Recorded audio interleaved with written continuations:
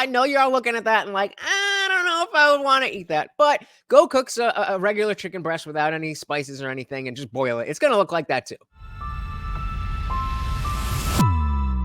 All right, welcome back to the party, everybody. I am your host, Lunch, aka the Indian Jesus, here to resurrect the second coming of common sense. Everybody hit that like and subscribe. I would do it for you, and let's party. So this is a story that I have been waiting for a long time, years.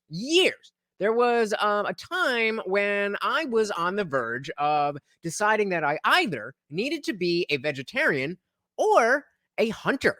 And that is because in my journey to atheism, as I was rebuilding my moral structure, I saw that, eating meat is not wrong, but the way that animals are treated in the way that we get to eat them is not ideal. And so I'd also been listening to a lot of Joe Rogan with people like Steve Rinella, Cam Haines, and people who are hunters. And it allowed me to see a different side of what hunting was. Obviously, I did not become a hunter, and nor did I become a vegetarian. But that is because I had heard about lab-grown meats, where they could actually take a piece of animal flesh and create more meat from that. So it's actual organic meat. It's real meat. It's not like, in a test tube. It's actual meat from an animal, but there's no harm involved. And I was like, sounds good for me. But that was years ago. And I hadn't really heard much. But then you guys may have heard this story come across the wire.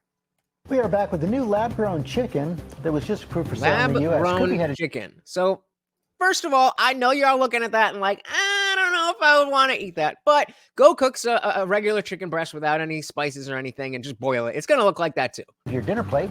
Devin Dwyer has the details. Good morning, Devin. Hey, good morning, George. Americans ate 75 billion pounds of red meat and chicken last year. But what if some of that meat was not raised on farms, but instead of high-tech facilities? Scientists say that could be good for the environment and your health, and soon it could be on menus and store shelves. And so I'm thinking, again, that's exactly what they want you to think. They want you to think, oh, this is way better. Our product is way better. But as I kept watching, I'm like, I'm not seeing too much that I disagree with here. This morning, the USDA has approved cell-cultivated that looks decently better. Again, definitely seasoned by a white person, but meat to be sold to the public for the come on. first time. So that's where it all starts, just a few cells. 2 cultivated meat producers now getting the green light to begin commercially selling their chicken, not raised on a farm, but in a facility. The meat is grown using real animal cells and large bioreactors fed with nutrients. I recently got a tour of California-based Upside Foods, the nation's first and largest cultivated meat producer. You're making chicken in there. Yeah, so if you look at this is approximately a 200+ liter tank. And we take cells from a chicken or an egg. It takes 2 weeks to grow the equivalent of one chicken, 1,000 chickens or 100,000 chickens. Wow. So you're saying in this factory, you can make more meat faster and cleaner than an average farmer? Well, ultimately, yes. So what that means to me is more nutrients in the food as well as cheaper food. So again, I'm not really seeing anything wrong here. So there's another video that I wanted to check out here. This guy, Sean Baker, had some thoughts on it as well. Companies are Upside Foods and Good Meats, both of. So these are the two companies that are actually approved to be selling the lab-grown meat. Received approval for their quote-unquote chicken product. Now, this is a good thing. This is a bad thing. Well, let's take a look at some of the facts here, guys. It's Dr. Sean Baker. What exactly is lab-grown meat? Well, it's meat that has been grown from animal cells, cultured in many cases a giant vat, and then treated in various ways to turn the cells into so-called quote-unquote meat. And that's what we just saw. And again, it's not as if they're using random chemicals and you like all the processed fast food that you eat. It's actual real animal flesh. So, animal flesh, human flesh, any kind of flesh is going to be able to grow organically because it's organic. And so I don't see any reason why we would need to add in, all the pesticides from the grain and, antibiotics and all this kind of stuff. It seems to me like this would not only be healthier meat, but cheaper.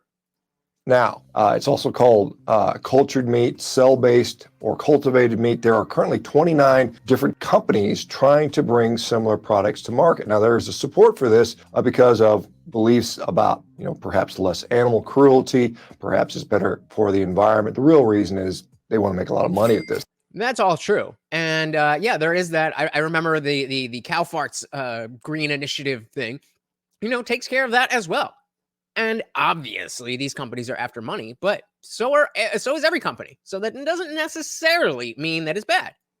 That's, as you guys probably are aware, that's the reason for most things. But anyway, these beliefs around environment and cruelty, are they actually true? Let's take a look at that. So how do these cells grow? I mean, what's keeping them growing? Well, according to the Center for Food Safety, a public patent which shows how this lab-grown meat is supposed to be done is shown first by taking these sort of oncogenic-like cells, or similar to cancer cells that continue to grow and grow and grow indefinitely. So these cells, cancer cells in general are cells that are problematic because they keep reproducing and they're almost basically immortal. Cancer cells? That doesn't sound good. But I'm sure they're not just feeding us cancer, right?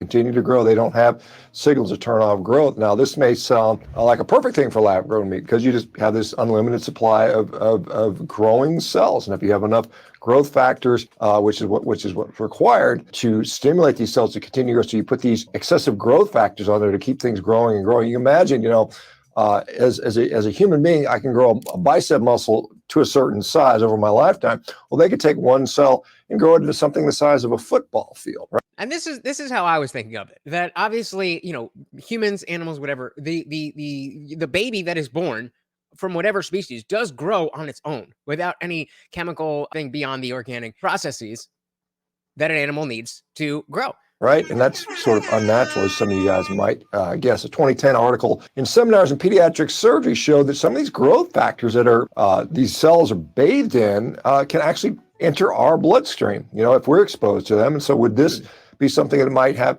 untoward effects on us, perhaps promote cancer in us? That's not been known. We haven't tested that. As the meat cell cultures can also be created from stem cells, there are additional concerns because so stem cells sounds a little bit more natural. And I mean, this is all natural, but it sounds a little bit more like something I'd be willing to eat, something that grew in the way that stem cells grow. But I'm really not sure. What are you guys thinking about this? Let me know what you think in the comments below. Stem cells can basically differentiate into a whole variety of things. There's no telling for sure what exactly it's going to turn in. Now, the growth factors will direct that. But again, are we smarter than Mother Nature? Do we know everything that differentiates a muscle cell from a cartilage cell, from a fat cell, from a neuron? I'm not so sure about that, right? I mean, we think we do, but we've made a lot of mistakes in the past. There's a 2017 article in Nature that found that stem cells often will acquire mutations that will promote cancer growth, and current guidelines prohibit selling meat from animals that had a cancer, that basically have known cancer. I mean, that's basically illegal at this point. And so, we're taking these stem cells, these proto-oncogenic cells that can divide forever and ever, and potentially maybe selling those. It's also possible that lab meats could be grown by stimulating cell mutations to induce something called a pluripotent stem cell, which is like an embryonic stem cell created from any cell. Now, the Good Food Institute wrote that as cells continue to divide and replicate their DNA, the probability of an increased burden of genetic variation also increases. What does that mean? The more it divides over and over again, the more chances for mutations.